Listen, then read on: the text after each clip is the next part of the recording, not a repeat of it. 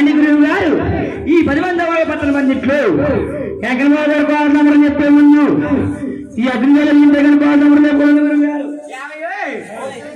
ఎకరవారు సామని చెప్పే ముందు ఈ ఒక అగ్ని జ్వాలలు ఇంతే గాని వాళ్ళ చేత చెప్పకూడదు అంటావు. అంతకీ కానీ తేడా పడవస్తే ఏం చేస్తావు ఏంటయ్యా? అంతకీ కానీ తేడా పడవస్తే ఆ వస్తువులు పడవేసి